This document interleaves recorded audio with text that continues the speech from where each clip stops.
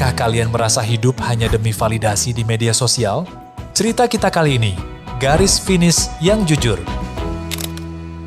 Mengisahkan tentang Ronald, seorang pemuda yang awalnya menganggap lari hanyalah ajang pamer outfit dan konten digital. Namun, sebuah tabrakan tak sengaja dengan seorang penjual soto ayam mengungkap rahasia besar masa lalu ayahnya dan mengubah cara pandangnya tentang perjuangan serta kejujuran dalam hidup. Simak kisah selengkapnya untuk melihat bagaimana Ronald menemukan garis finish yang sesungguhnya. Punya pengalaman serupa atau pernah terjebak dalam rasa ingin eksis yang berlebihan? Yuk, ceritakan pengalaman kalian di kolom komentar. Jangan lupa untuk like video ini jika kalian menyukai ceritanya, dan subscribe channel Cinema Netizen agar tidak ketinggalan video inspiratif lainnya. Selamat menonton!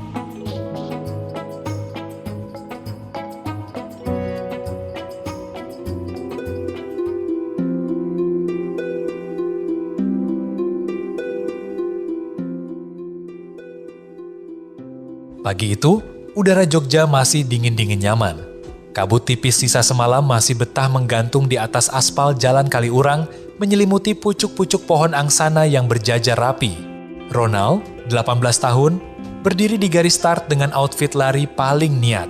Sepatu karbon seharga 4 juta rupiah yang diklaim bisa menambah daya pegas, jersey limited edition berbahan ultra breathable berwarna neon, jam tangan pintar yang harganya setara motor bekas, dan tentu saja ponsel di tangan yang tidak pernah absen dari genggaman.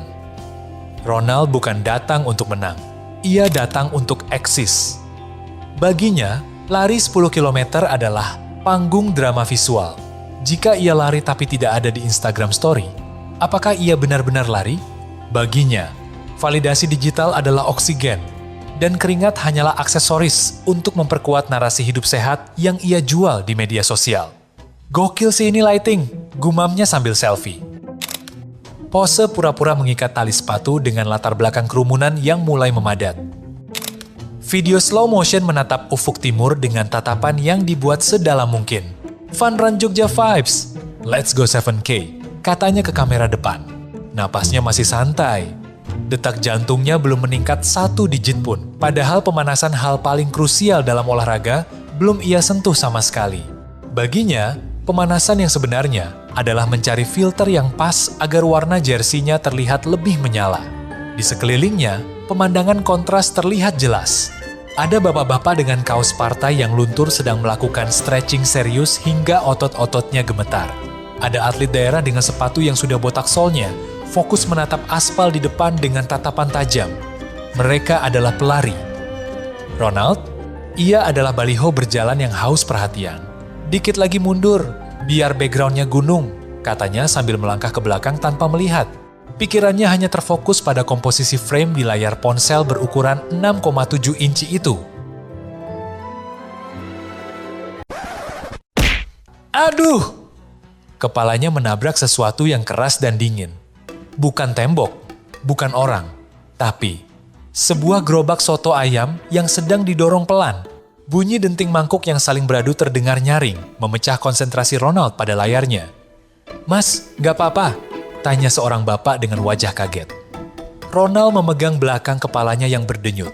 "Aduh, maaf pak, saya nggak lihat." "Hah, saya juga lagi jalan kelapa," jawab bapak itu sambil cek gerobaknya. Tangannya yang kasar dengan urat-urat yang menonjol, memastikan botol kecap dan mangkuk-mangkuknya tidak ada yang tumpah. Bapak itu tidak marah, hanya menatap Ronald dengan tatapan yang sulit diartikan antara kasihan dan geli.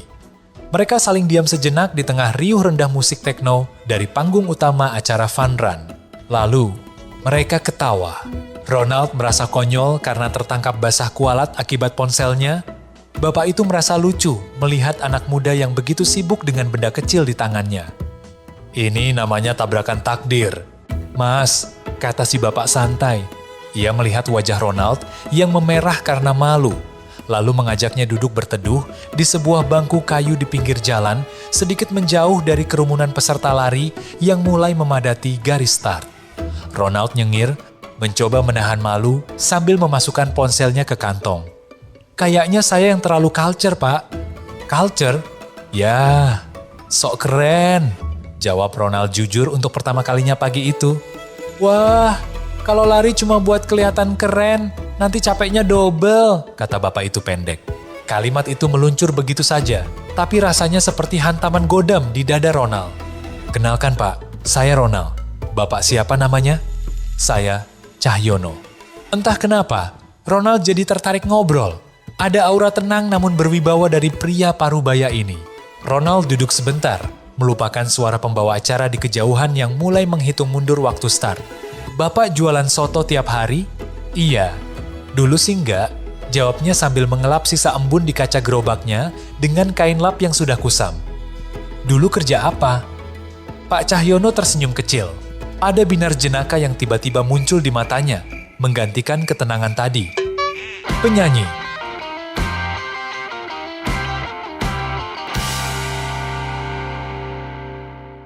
Ronald langsung tegap. Bayangannya melayang ke musisi jalanan atau penyanyi kafe di Jalan Malioboro. Serius? Penyanyi apa? Pak Cahyono melotot jenaka, menahan tawa hingga bahunya berguncang. Siapa penyanyi? Ya pelari. Gimana sih anak ini kupingnya? Ya pelari lomba-lomba. Nasional. Kadang keluar negeri juga.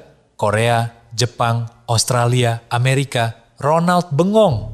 Ia memperhatikan kaki Pak Cahyono dengan lebih seksama. Meski tertutup celana kain lusuh yang bagian bawahnya sedikit terkena percikan kuah soto, betis pria itu tampak seperti pahatan batu granit. Padat, kuat, dan penuh dengan jejak perjuangan ribuan kilometer. Hah? Terus? Sekarang jualan soto? Rezekinya di sini, jawabnya ringan, tanpa ada nada penyesalan sedikit pun.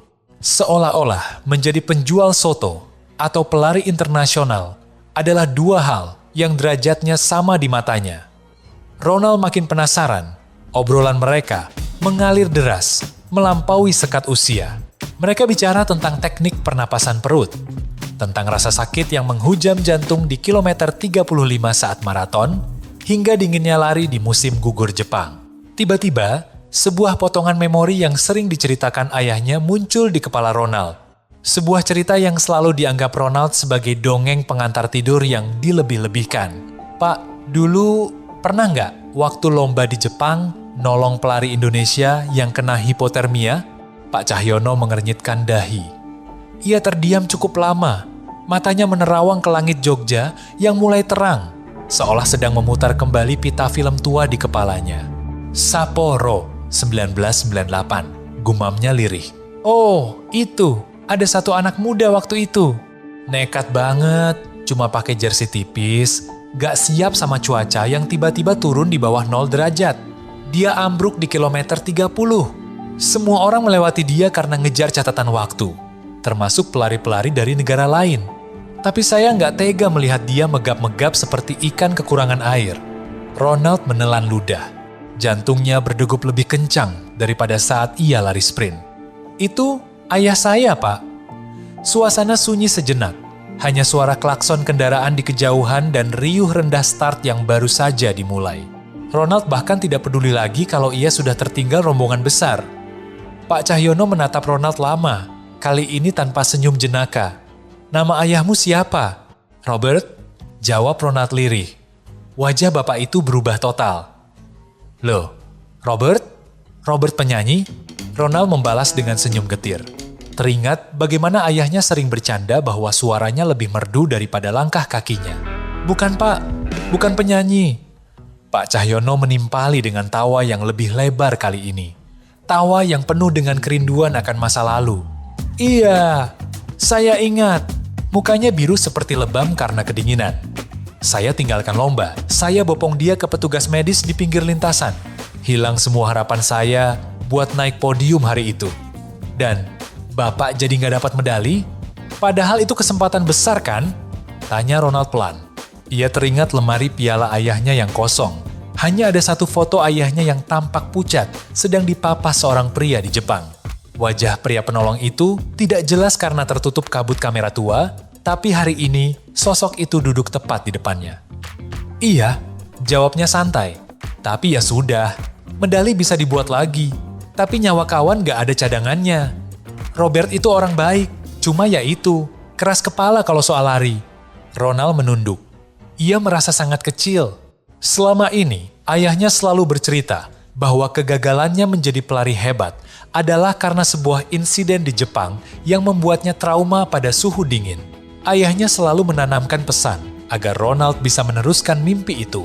Namun Ronald justru memperlakukan mimpi itu sebagai komoditas konten demi mendapatkan likes dari orang-orang yang bahkan tidak mengenalnya. Bapak, ayah saya selalu bilang, karena kejadian itu, dia gagal jadi pelari hebat. Tapi dia berharap saya bisa lanjutkan mimpinya. Pak Cahyono tersenyum tipis. Matanya melirik ponsel mahal yang masih digenggam Ronald dengan erat. Dan kamu malah sibuk selfie. Ronald terdiam. Rasanya seperti baru saja menerima tamparan fisik.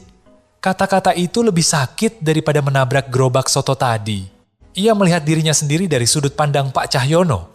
Seorang pemuda dengan sepatu 4 juta yang bahkan tidak tahu cara menghargai sejarah di balik keringat ayahnya sendiri. Mas, lanjut Pak Cahyono, suaranya kini berat dan penuh penekanan.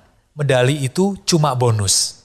Di zaman sekarang, orang lebih sibuk terlihat seperti pelari daripada benar-benar menjadi pelari. Mereka beli baju mahal supaya dipuji, mereka lari supaya bisa update status, tapi jiwanya kosong. Kamu mau lari buat apa? Buat jempol orang lain di layar? Atau buat paru-paru dan hatimu sendiri? Pertanyaan itu sederhana, tapi rasanya sangat berat untuk dijawab. Ronald melihat sepatunya yang bersih mengkilap kontras dengan sandal jepit Pak Cahyono yang sudah tipis dan penuh noda tanah. Ia melihat ponselnya yang penuh dengan notifikasi komentar, "Keren bro, outfitnya gokil!" Yang semuanya terasa hambar sekarang. Ronald melihat garis start di kejauhan yang kini sudah sepi. Ia tertinggal hampir 10 menit. Tapi anehnya, ia merasa baru saja menemukan garis start yang sesungguhnya di bangku kayu ini. Ia berdiri. Ia memasukkan ponselnya ke dalam tas pinggang kecilnya. Ia menekan tombol power hingga layarnya gelap, lalu menguncinya rapat-rapat. "Pak, makasih ya. Saya mau lari beneran hari ini." Pak Cahyono mengangguk mantap. Sebuah senyuman tulus mengembang di wajahnya yang berkerut. "Nah, itu baru pelari. Jangan pikirkan waktu.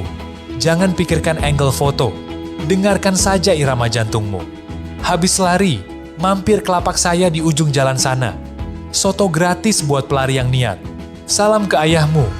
Ronald tertawa. Kali ini tawa yang lepas tanpa beban citra. "Siapa?" Ronald mulai berlari. Langkah-langkah pertamanya terasa berat. Bukan karena fisiknya, tapi karena ia harus membuang keinginan untuk berhenti dan memotret momen ini. Di kilometer ketiga, napasnya mulai tersengal. Otot pahanya yang jarang dilatih secara serius mulai memprotes. Biasanya, di titik ini ia akan berhenti, mengambil selfie dengan keringat yang diatur sedemikian rupa, lalu berjalan kaki sampai finish. Tapi hari ini berbeda. Ia teringat cerita Pak Cahyono tentang Sapporo. Ia membayangkan ayahnya yang ambruk di salju, dan Pak Cahyono yang merelakan karirnya demi seorang teman. Rasa lelahnya tidak ada apa-apanya dibandingkan pengorbanan itu. Ia mulai menyalip satu persatu peserta yang berhenti di pinggir jalan hanya untuk membuat konten TikTok. Ia melihat seorang gadis yang sibuk membenarkan riasannya sambil memegang medali finisher palsu untuk properti foto. Ronald melewatinya begitu saja tanpa melirik. Kilometer ke-7, kakinya terasa seperti terbakar, tapi ia justru merasa hidup. Untuk pertama kalinya, ia bisa mendengar suaranya sendiri, bukan suara notifikasi ponselnya. Ia merasakan setiap tetes keringatnya adalah sebuah kejujuran. Setelah 1 jam lebih berlari, Ronald akhirnya mencapai garis finish. Tidak ada fotografer resmi yang memotretnya karena ia datang terlambat. Tidak ada sorak-sorai penonton, tapi Ronald tersenyum lebar. Ia merasa paru-parunya bersih dan hatinya jauh lebih ringan. Ia tidak langsung pulang. Ia berjalan kaki pelan menuju ujung jalan, mencari aroma kuah soto yang familiar. Di sana, di bawah pohon talok yang rindang, gerobak Pak Cahyono sudah mangkal. Beberapa pelari lain tampak sedang makan dengan lahap. "Pak Cahyono," seru Ronald. Pak Cahyono menoleh dan tersenyum lebar. "Nah, ini dia pelari kita. Gimana, masih culture?" "Capeknya luar biasa, Pak. Tapi rasanya beda," jawab Ronald sambil duduk di kursi plastik. Pak Cahyono menyodorkan semangkuk soto ayam yang mengepul panas. Aroma jeruk nipis dan bawang gorengnya menusuk hidung, terasa lebih mewah daripada hidangan hotel manapun. Makan dulu, ini medali buatmu hari ini. Ronald mengambil ponselnya, tapi bukan untuk mengambil foto soto itu. Ia mencari sebuah nomor di kontak. Ayah, tersambung. Halo ya, ayah ingat Pak Cahyono yang nolong ayah di Sapporo dulu? Iya, pelari hebat itu. Sekarang aku lagi makan sotonya di Jogja ya. Dan ya, hari ini aku benar-benar lari buat ayah. Di seberang telepon, suara ayahnya terdengar bergetar.